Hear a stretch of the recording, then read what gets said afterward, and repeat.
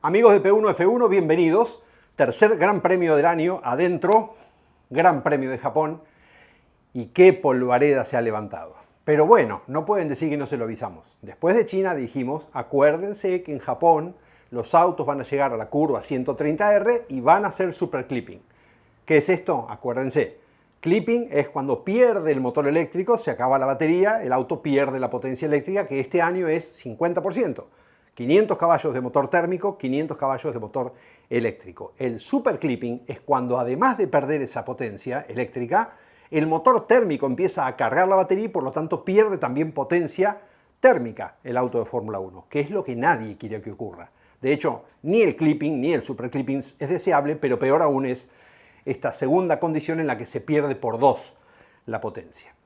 Después de Japón, la FIA lo había anunciado en conjunto y de acuerdo con los equipos, y aprovechando que se habían cancelado por la guerra de Medio Oriente los grandes premios de Arabia y de Bahrein, lo que iba a haber era 4 semanas de tiempo para tomar una muestra más grande, para tomar una experiencia mayor, porque los equipos de Fórmula 1 que se encontraron con la novedad en Melbourne evolucionaron, aprendieron, desarrollaron mejoras, y había que ver qué pasaba en Japón, en Suzuka, con esa situación de desarrollo, de aprendizaje, y porque además la muestra era muy distinta. China era completamente distinto a Melbourne, y Japón iba a volver a ser más o menos parecido a Australia, al menos en extensión de rectas de alta velocidad, que tuvo Melbourne y que tuvo también Suzuka. Ahora viene el momento de evaluar lo que se puede hacer, y en este programa le vamos a contar cuáles son las limitaciones que tiene la Fórmula 1 para poder convertir este 50-50 de electricidad y potencia térmica en un porcentaje que colabore o contribuya con el espectáculo. Pero antes de entrar en eso, y sabiendo que después en la segunda parte de este programa Mauro va a extenderse mucho más en el desarrollo de la carrera y en el análisis del Gran Premio de Japón, hay dos cosas que quiero decir sobre Franco Colapinto. La primera, le estamos pidiendo a Franco que sea más de lo que es. Y no está bueno eso, pero como no sabemos lo que es, porque en realidad es pedirle algo que queremos que sea, pero no estamos seguros de que puede, seguimos teniendo todavía la expectativa tan alta de que le gane a Gasly todo el tiempo, y es cierto que perdió por 7 u 8 décimas, y eso es mucho, cuando Franco tiene 10 años de diferencia, de desventaja respecto a Gasly. ¿Y por qué digo esto? Porque ya sé que otros pilotos también tienen poca experiencia y sin embargo andan mejor. No todos, no en todos los grandes premios. A ver, Olli Bearman quedó excluido en la Q1 en Japón. El chico que brilló en China, que terminó entre los 6 primeros, es el mismo que quedó eliminado en la Q1, mientras Esteban Ocon pasaba a la siguiente. Es decir, no todos los fines de semana son iguales. Pero dada la condición de que Franco todavía no corrió un campeonato completo y él no tiene experiencia en Suzuka, esa inexperiencia, por más simulador que haya, hay cosas que no se pueden simular, como una condición de viento que cambia, que te toma en una recta de una forma y en una curva de otra, un piso que se puede ensuciar por culpa de ese viento, la temperatura que puede variar por una nube. Hay muchas cosas que no se pueden simular en una máquina de representación, como son los simuladores modernos de Fórmula 1, y que requieren experiencia. Gasly pasó 10 años corriendo en Suzuka en Fórmula 1 y tiene una experiencia que Colapinto no. Entonces, mientras Franco se estaba haciendo amigo del auto y del circuito, corroborando los datos del simulador en el que dio 1.500 millones de vueltas con la pista real, Pierre Gasly estaba poniendo a punto el auto.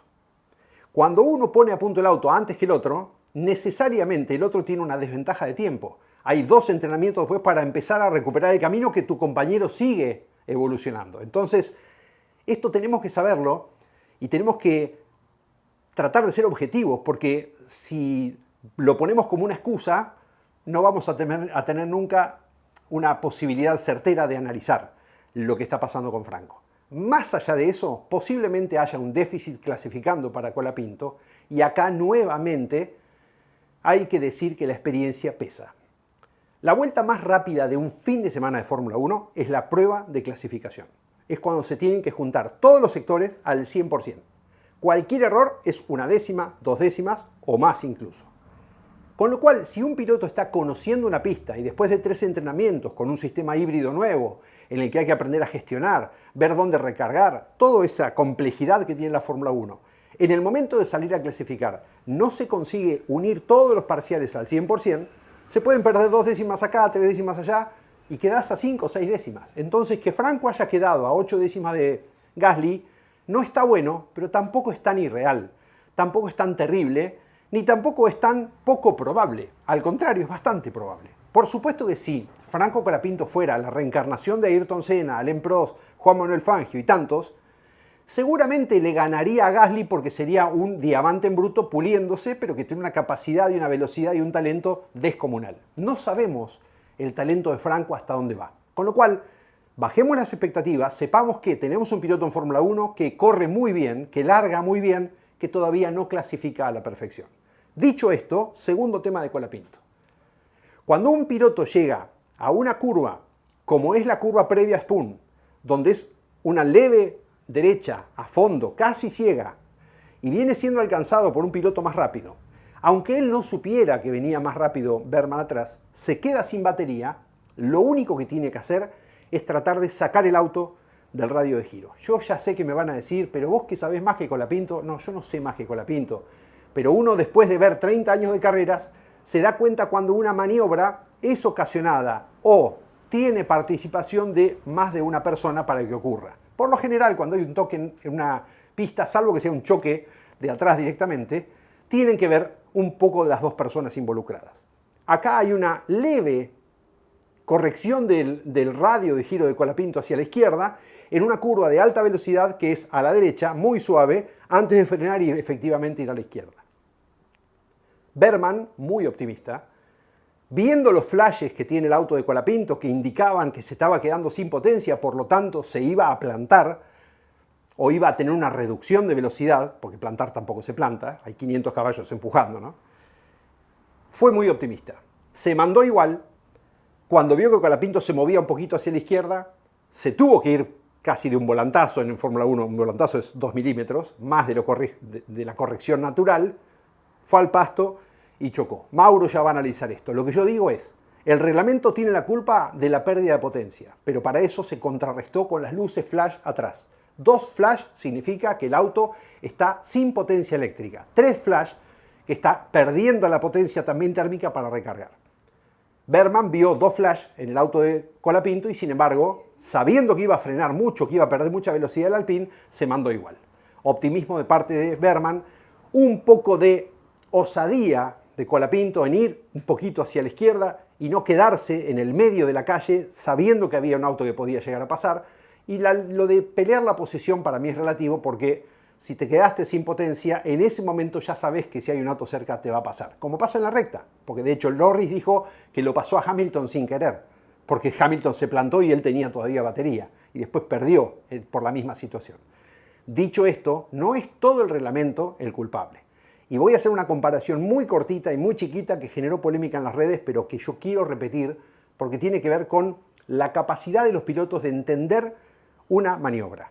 En el WEC, en las 24 horas de Le Mans, en las curvas de Indianápolis, que son enlazadas a alta velocidad, a fondo, en un WEC de LMP1 o Hypercar, yo vi personalmente como Pechito López alcanzando un Porsche GT3 tenía que jugarse para meterse y si no se jugaba, perdía con Alonso que venía descontándole 1 segundo o 2 segundos por kilómetro. Cuando en un auto de Hypercar se corre contra tu compañero o tu rival, en este caso era compañero, pero puede ser un rival de marca, cada segundo cuenta. Y ir 3 curvas atrás de un Porsche GT3 o una Ferrari o lo que sea, es perder mucho tiempo que después no descontás. Entonces el riesgo que se asume al meter el auto igual, sabiendo que hay una diferencia de velocidad de casi la misma entre Colapinto y Berman, o incluso más, es algo que los pilotos tienen que saber hacer. No comparo el WEC con la Fórmula 1, pero lo que digo es, si existe el piloto, el ser humano, que sabe asumir un riesgo sabiendo que el otro auto tiene mucha menos velocidad y puede haber un choque, de hecho, ha habido muchos choques entre los LMP1 y los GT3 a lo largo de los últimos años por esta diferencia de velocidad, quiere decir que el piloto sabe el riesgo que está asumiendo, más allá del reglamento. Ahora sí, hablemos del reglamento 2026. La pregunta es, ¿qué se puede hacer para que este año mismo se resuelva el problema de que se quedan sin batería? Como le dijimos en este mismo programa un par de semanas atrás, la batería de un auto de Fórmula 1 es de 1,1 kWh, es decir, el mismo tamaño que tiene la batería de un Toyota Corolla Cross que anda en la calle. El gran desafío de la Fórmula 1 es que a esa batería tan chiquita, porque no puede ser más grande por peso, porque el Fórmula 1 no puede ser pesado, y tiene justamente que generar rendimiento, a esa batería se le aplican 500 caballos de potencia. Entonces, naturalmente, bajan el pie y se consume la batería. Lo que hay que hacer es o ponerle menos potencia cuando bajan el pie, o hacer una batería que se recargue más rápido. Cosa que cada vez que uno acelera está la batería y cuando suelta automáticamente se cargó completa para volver a acelerar en la siguiente. Pero si hay una recta muy larga, hay dos opciones nada más, no hay más caminos. O el motor eléctrico consume menos batería de modo tal que alcance toda la recta para que esa batería no se agote antes de llegar a la frenada siguiente, o se pone una batería más grande. Como la batería más grande no se puede poner porque no hay tamaño, porque no está hecho el desarrollo tecnológico, porque la Fórmula 1 ya decidió que es 50 y 50 y no puede agrandar la batería, porque además sería ir más hacia lo eléctrico cuando en realidad lo que quieren es ir menos hacia lo eléctrico, el único camino que queda es reducir la potencia eléctrica de los Fórmula 1 actuales, hoy, repito, es 50-50, y aumentar la potencia del motor térmico, el V6 el V6 1.6 litros que tienen los Fórmula 1 desde 2014. La pregunta es, ¿se puede aumentar la potencia del 1.6 litros V6 o no se puede? Hoy tiene 500 caballos. Cualquiera podría decir, el año pasado ese mismo motor o esa estructura, esa arquitectura de motor tenía 750, 800 caballos, ¿cómo no van a poder subir? Bueno, para este año hubo algo muy importante, que es, primero, que el motor se seteó, se preparó para 500 caballos, con lo cual todo está acondicionado, homologado, diseñado para esa potencia. La segunda cosa, y no es menos importante, es que cambió el combustible. Hasta el año pasado era combustible fósil, a partir de este año es combustible sintético, el famoso e-fuel. Se hace en laboratorio, no tiene ningún componente derivado del petróleo. Esa forma, esa combinación, ese combustible no rinde igual que el otro. Con lo cual, tratar de sacarle más de 500 caballos a este motor implica un riesgo grande de roturas. Si hay roturas, hay dos problemas. El esencial es que el auto abandona, no suma puntos. Y el segundo problema es costos, porque la Fórmula 1, recordemos, tiene 3 motores por año para utilizar, 4 eventualmente, si es que la FIA decide hacer por alguna circunstancia un cambio, porque hay 24 carreras, este año va a haber 22 probablemente, porque difícilmente se recupera en Arabia y Bahrein, con lo cual con 3 motores estaría bien, pero hay un límite de costos en la Fórmula 1. Entonces no solamente habría que sumar más motores para poder cambiarlos, sino también permitir que gasten más dinero. Todo esto se puede hacer, pero hay otro problema más importante: la capacidad del tanque de combustible. El tanque de combustible en Fórmula 1 está hecho para el consumo de un motor térmico 1.6 litros V6 de 500 caballos. Si le ponen 700 caballos, va a gastar más. Se va a quedar sin nafta porque no se puede cambiar el depósito. ¿Y por qué no se puede cambiar el depósito? Porque un auto de Fórmula 1 está hecho exactamente al milímetro, al gramo del reglamento técnico. No hay lugar en un Fórmula 1 de este año para un tanque de combustible mayor. Con lo cual, lo que podría pasar, y esto no es invento mío, esto es una fuente de Europa, de alguien que trabaja en Fórmula 1, que se tomó el trabajo de escribirme toda esta explicación que estoy dando. No puedo revelar su identidad porque me lo pidió especialmente, pero es un ingeniero de Fórmula 1, de motores, actual de la Fórmula 1. Lo único que se puede hacer en 2026, según esta persona, que mucho sabe de lo que habla, es subir la potencia hasta el límite de lo permitido a nivel de confiabilidad de los elementos mecánicos para la clasificación. De modo tal que en clasificación pueda a lo mejor erogar 600 caballos. No sé si más. Cada marca sabrá y entonces cada fabricante sabrá hasta dónde aceptar una propuesta de hacer esto para las pruebas de clasificación. ¿Por qué se podría hacer en clasificación? Porque en clasificación el tanque está vacío. Se ponen los litros mínimos para dar las 2 vueltas, 3 vueltas máximo que tiene que dar un piloto, un auto, y entonces sobraría capacidad en el tanque para el combustible que haga falta. Para carrera no va a ser posible. Entonces, hay dos caminos. O se asume un riesgo de roturas, dándole más potencia a motores que no se sabe hasta dónde pueden aguantar, y entonces se podría bajar la potencia eléctrica, o se mantiene esto mismo, se cambia solo para clasificación, y si no quieren más clipping o super clipping, se baja la potencia eléctrica y el auto en vez de tener 1000 caballos tendrá que tener 700 o 750. Va a haber quien diga es un Fórmula 2. No hay muchas opciones. Esto es lo único que hay. Y de acá a Miami, estas 4 semanas de tiempo que restan, el debate de la Fórmula 1 es ver hasta qué punto se puede arriesgar, hasta qué punto se puede asumir una suba de potencia térmica y una reducción de la eléctrica. Otro camino no hay. Ahora sí, pausa. Cuando volvemos, Mauro Feito se mete de cabeza en el desarrollo del Gran Premio de Japón y dará, por supuesto, su punto de vista de lo que pasó en la maniobra entre Franco Colapinto, Oliver Berman, que ocasionó ese safety car que terminó perjudicando a Franco Colapinto.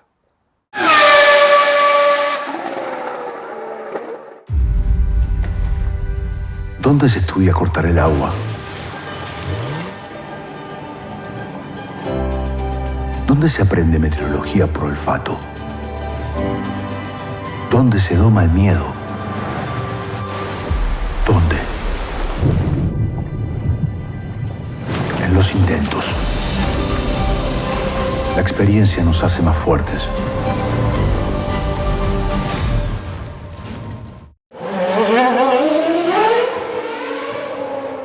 Y seguimos con este P1F1 que hemos prometido tras cada gran premio.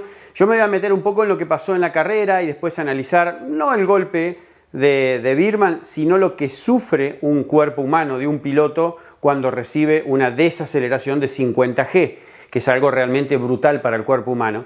Que son detalles que a mí, por este costado que hace tiempo me dedico con el tema de la seguridad vial, me interesan y mucho. Y bueno, después dejó un montón de cosas. El Gran Premio, lo que pasó con Russell, que en ese momento que pierde potencia y lo pasa a Leclerc, aquí lo iremos a contar, y después las diversas estrategias, cómo le cayó bien el auto a Antonelli, especialmente la puesta a punto, el poco desgaste en los neumáticos delanteros, que es un plus que hoy está teniendo Mercedes-Benz, y la suerte, ¿no? La suerte para este chico de 19 años, que es el líder de campeonato más joven en la historia de la Fórmula 1, un detalle no menor, y encima italiano, así que los italianos están enloquecidos, porque realmente con 19 años lo está haciendo muy pero muy bien.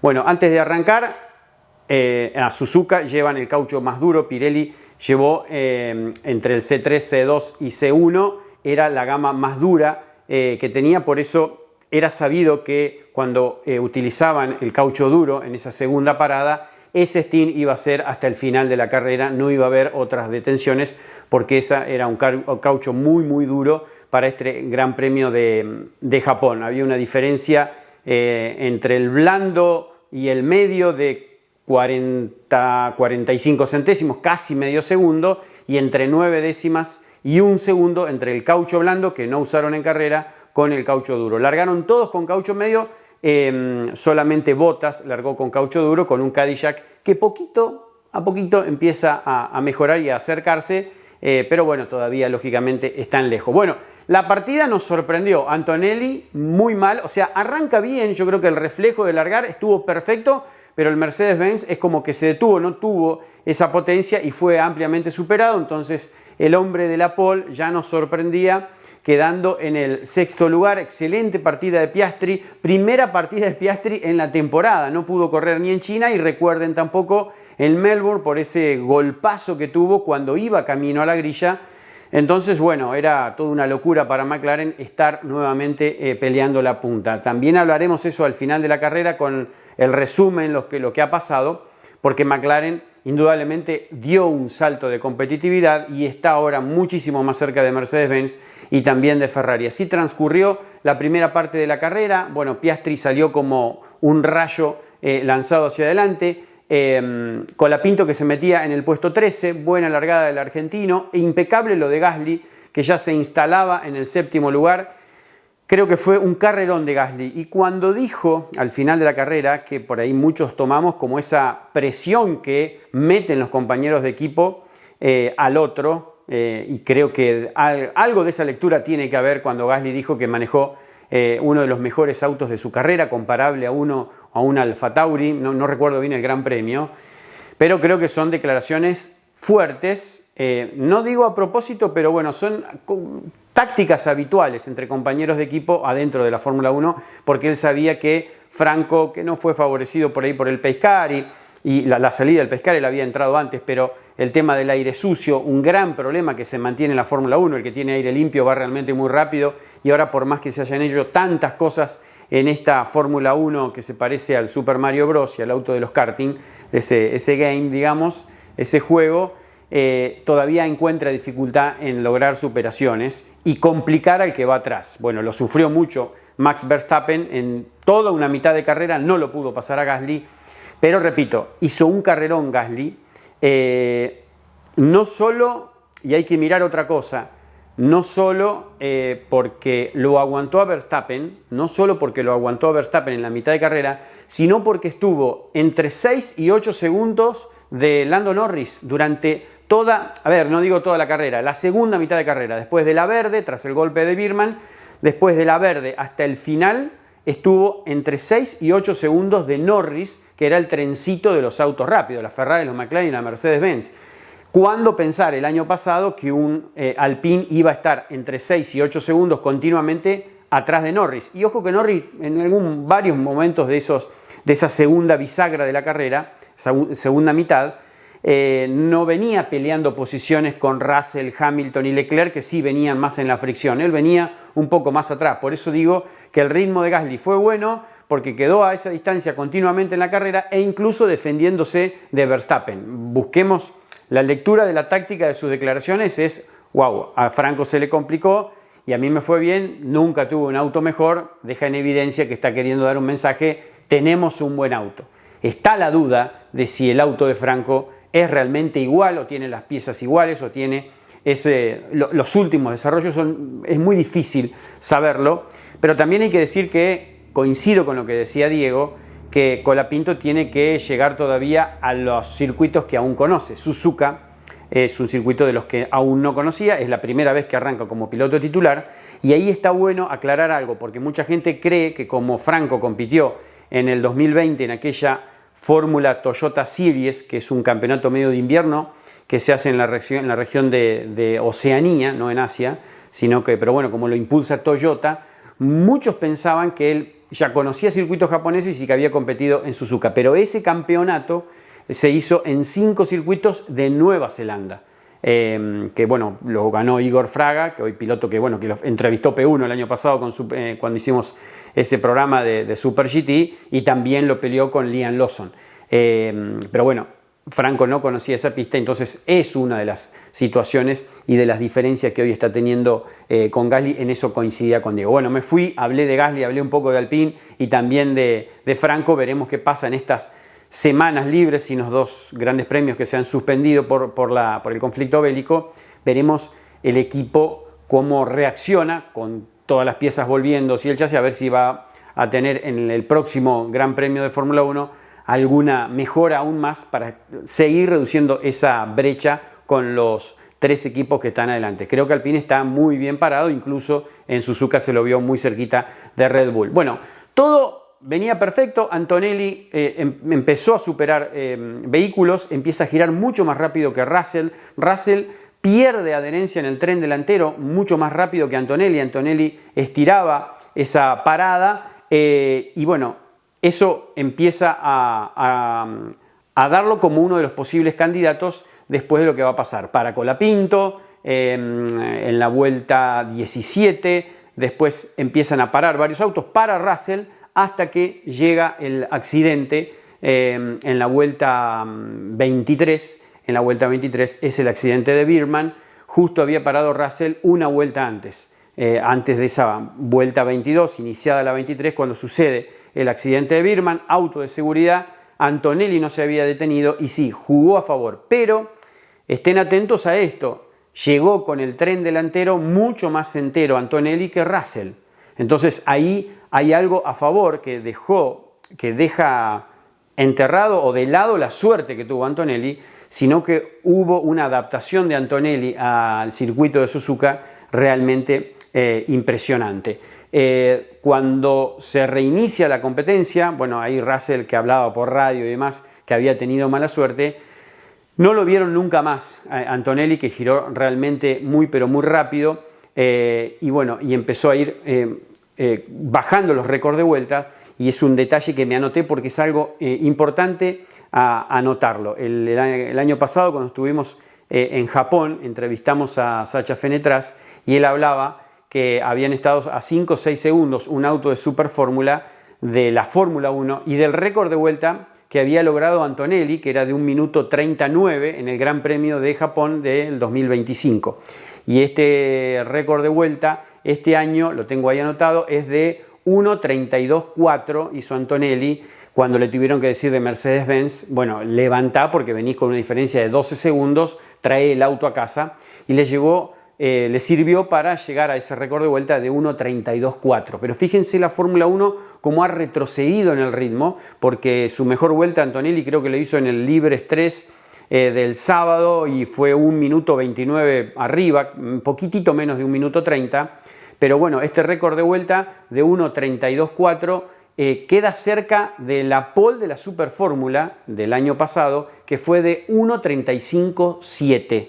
Fíjense cómo la Super Fórmula, con setup de pole contra setup de récord de vuelta de carrera de la Fórmula 1, lógicamente no vamos a comparar un auto con el otro porque la Fórmula 1 es mucho más veloz, pero fíjense qué cerquita quedó la pole a 3 segundos o un poquito menos del récord de vuelta del auto de Fórmula 1 de Antonelli. Eso es para ver hacia dónde fue un poco la Fórmula 1, un poco más atrás con este complejo reglamento técnico que están utilizando a partir de este año. La carrera se terminaba y aparecían muchas cosas para comentar. Por ejemplo, la complicación de Russell, que lo saca del podio y hace que quede a más puntos de lo que imaginaba al finalizar la carrera en esta pelea del campeonato que aparentemente se dará entre los dos pilotos de Mercedes-Benz.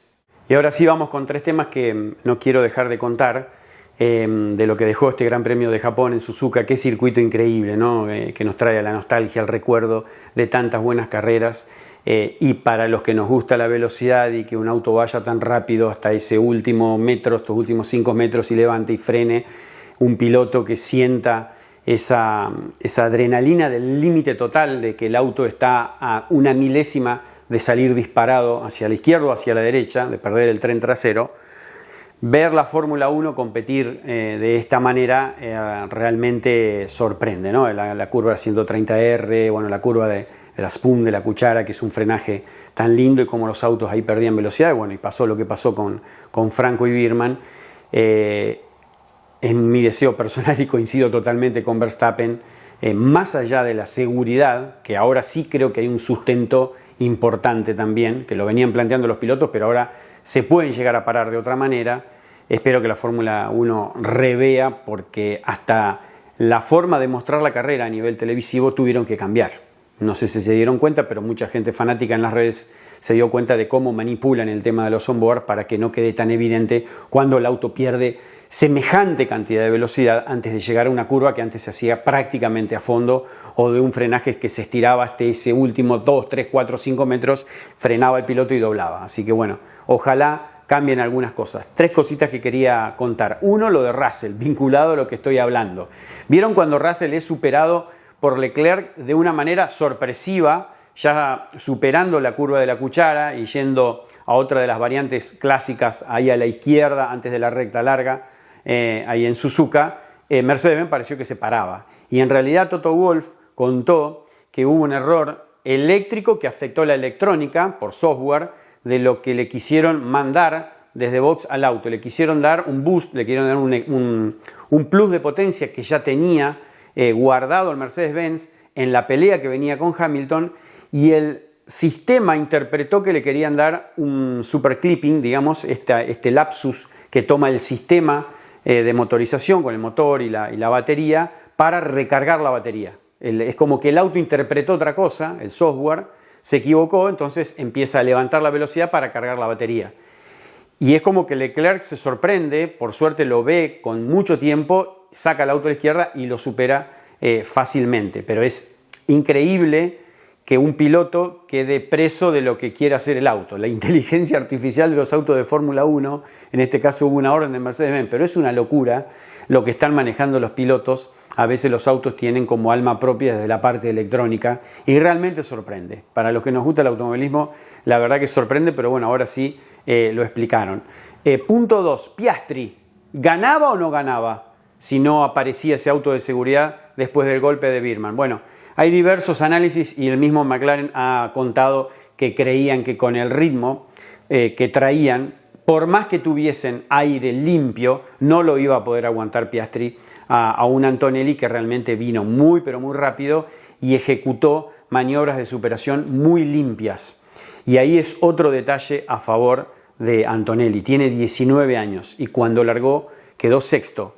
Un joven que no esté a su altura, siendo piloto de Fórmula 1 lógicamente, es posible que hubiese perdido la cordura, hubiese cometido errores, como los cometió Antonelli en esta tarea, en esta etapa de aprendizaje, hasta llegar a ser ahora doble ganador de Fórmula 1, candidato al título y ahora liderando, es el líder más joven de la historia, como les decía, pero cómo mantuvo esa cordura para pasar sexto después de la largada para llevarse una victoria. Según el cálculo que dan los ritmos de carrera, Piastri tuvo una buena primera etapa, pero en la segunda McLaren intentó acelerar y tratar de alcanzarlo, no perderlo a Antonelli, pero el ritmo de Antonelli fue demoledor hasta que Mercedes-Benz le tuvo que decir que levante. Entonces las cuentas tampoco le daban a Piastri. Si uno analiza la matemática, después hay que estar en pista. Suzuka es un circuito muy difícil de superar, con este reglamento aún más todavía, porque hubo muchas armas para defenderse, y le pasó a Gasly cómo se defendió contra el Red Bull de Verstappen. Por eso había que estar, si Piastri estaba adelante había que ver qué pasaba, pero Mercedes-Benz mostró armas letales para superar esta superioridad del equipo. Creo que está muy en evidencia. Y bueno, y la última parte, que es lo que yo les había adelantado, es que sufre el cuerpo humano en un golpe de 50G. Fue un despiste a 308 km por hora, un despiste muy pero muy fuerte el de Birman. Se encontró se dijo 50 kilómetros, la FIA confirmó a 45 kilómetros menos a Colapinto. En mi opinión, yo sé que Diego ya dio la suya, mi opinión es prácticamente, y yo por decir, es toda responsabilidad de Birman, porque Colapinto no hizo nada raro, hizo lo mismo que hacía vueltas anteriores, estuvo la luz de alerta, Birman no sé a dónde quería ir, porque ya el frenaje estaba ahí muy pero muy cerquita, entonces creo que es un error de Birman, e incluso ahora dentro del equipo ya han salido a decir que se está continuamente echando la culpa y está muy triste por lo sucedido. Bueno, lo más importante es que solo una contusión en la rodilla derecha, el auto, claro, al pegar de costado, imagínense el movimiento que ha tenido con 50G el cuerpo humano y las piernas, por eso la rodilla derecha ha chocado contra la otra pierna o contra una parte del cockpit y tuvo ese dolor que por eso salió rengueando, pero por suerte no hay fractura, no hay fisura, sí algo que solucionar con sesiones de fisioterapia, pero Birman va a estar perfectamente para seguir en todo el calendario. 50G, una G, bueno, una G es la velocidad de aceleración o de desaceleración de nuestra gravedad terrestre, ¿no? De 9,8 metros sobre segundo cuadrado. Lógicamente, cuando uno aumenta G, por ejemplo, un golpe a 50G, te demuestra que es tener un golpe seco que multiplica tu peso por la cantidad de G. Si Birman pesara, no sé el peso de Birman, pero supongamos que pesa 70 kilos, es un golpe de 3.500 kilos. Es lo que pesas en el momento del golpe son 3.500 kilos. Es realmente muy, pero muy fuerte lo que produce un impacto así. El golpe de Franco Colapinto fue exactamente de la misma cantidad de G en el callejero de Las Vegas con el Williams, que fue realmente muy, pero muy violento y hasta tuvo en duda si podía correr al día siguiente. Y recuerdo otro de Mark Webber en Valencia, ¿se acuerdan cuando hubo ese callejero en España? Llegó a tener creo que 44, 45 G. Pero claro, lo de Webber fue de frente, creo que se montó arriba del auto de Kovalainen, si no me acuerdo, me corrigen si no, pero fue un accidente tremendo, aparatoso, y el impacto fue de frente. Y todos los autos de carrera y los pilotos están, no digo que el piloto está adaptado, pero todos los dispositivos de seguridad para un golpe frontal están muy preparados. Lo de Birman es más complicado porque fue un golpe lateral. Ustedes ya saben que si hay un auto parado y viene otro como un misil, es muy cerca de lo mortal. Entramos cerca de analizar la posibilidad de muerte del piloto que está detenido. Pero cuando un piloto va en el auto como Birman e impacta de costado, ahí empiezan a trabajar un montón de dispositivos de seguridad que salvan la vida de ese piloto y por eso Birman no tuvo ninguna lesión. Se las hago muy fácil. Si una persona viene en motocicleta, bueno, ni hablar que no tenga casco, pero se cae a una velocidad realmente muy fuerte, a 300 km por hora, e impacta en seco su cuerpo humano contra un guardrail o una pared, el impacto es de 50G, es exactamente igual, pero con su cuerpo humano. Eso es un golpe totalmente mortal. No hay manera de soportar un golpe así, porque el cerebro se mueve de una manera impresionante, hay muchas fracturas de huesos, desprendimientos de arterias y venas a esa velocidad. Los órganos nuestros en un impacto así se mueven y el cerebro se mueve de una manera impresionante, pero ese impacto de un cuerpo humano, digamos, en velocidad sobre el pasto, si se cayó en una autopista a una super mega velocidad, lamentablemente hay gente que lo hace en motocicletas en las autopistas argentinas, de llegar a los 300 km por hora, e impacta en seco, es un golpe de 50G, pero lo recibe todo el cuerpo. Es un golpe mortal, no hay vuelta atrás. Arriba de un Fórmula 1, no solo que el auto está preparado por la cantidad de fibra de carbono que tiene para absorber esa 50G, el auto como que se va chupando esa potencia, esa desaceleración y va absorbiendo esa cantidad de G para que al cuerpo humano llegue menos. Eso punto 1. Punto 2, está atado en un cinturón de seguridad, la butaca va a trabajar, tiene un sistema de hands y tiene un casco de lo mejor que hay en tecnología hoy. Un piloto de Fórmula 1 y un piloto de MotoGP es lo mejor que tienen en casco a nivel mundial. El casco está preparado para esa desaceleración del cráneo, le llegue menos desaceleración y menos G al cerebro humano, porque el cerebro humano se mueve realmente muy pero muy fuerte y a veces tenés el riesgo de que una arteria o una vena se desconecte y produzca una grave falla, lógicamente, por la salida de sangre, sea en vena o sea en arteria. Se puede desconectar una vena o una arteria de un riñón, que es lo que pasa habitualmente en un golpe, le pasa mucho a los pilotos de motociclismo, de motocross, con el tema de las arterias en los riñones. Por eso, adentro de un Fórmula 1 vas a tener la manera de reducir eso. Y además, no chocó contra una pared de cemento y produjo algo seco, el golpe seco. Tienen estas barreras de una especie de tergopor, pero bueno, ya lo hemos explicado en algunos programas cuando fuimos a las 500 millas de Indianápolis y mostramos cómo es el óvalo de Indy, los óvalos de Estados Unidos y bueno, y en todo el mundo, con estos dispositivos que absorben energía. Entonces eso entre el auto, los dispositivos de seguridad que tiene Birman y lo que tiene el circuito, en este caso de Suzuka, en una frenada realmente muy fuerte, hacen que esas 50G sean absorbidas por un montón de elementos y llegue una desaceleración mucho menos al cuerpo humano de Birman. Por eso se explica eso. Un cuerpo humano de un piloto de Fórmula 1 llega a sufrir en algunas desaceleraciones o aceleraciones o curvas realmente muy rápido. Recuerdan aquella curva toda encadenada en el circuito de Turquía que se dejó de usar. Era impresionante la fuerza G, que llegaba a 4, 5, 6 e incluso en óvalos de IndyCar el cuerpo humano soporta hasta 7, 8G, pero por momentos, lapsos muy chiquititos, muy cortitos. Entonces hace que la conciencia no entre en peligro, ¿no? Eso que se llama el G-Lock, la pérdida de loss of conscious, la pérdida de conciencia de la fuerza G, G-Lock que se le llaman, que es cuando la sangre, eso depende si la fuerza G, por eso los aviones de caza bombardero van con oxígeno y cabinas súper presurizadas, o cuando lo suben a alguien que no está preparado, pierde la conciencia, o incluso lo ves en algunos videos de internet cuando están estos juegos de los parques de diversiones que lo lanzan a una gran velocidad a una persona arriba o hacia abajo. Bueno, eso quiere decir cuando la fuerza G trabaja de manera longitudinal, ahí influye sobre la sangre y la sangre muchas veces se va hacia abajo, deja de irrigar el cerebro. No es una cuestión de que hay una hemorragia y demás, sino que deja de llegar la cantidad de sangre necesaria para que el cerebro humano siga trabajando y ahí se complica, se empieza a perder la visión. Le pasó a muchos pilotos de IndyCar en un óvalo, creo que fue en Texas, si no mal recuerdo, que una carrera de IndyCar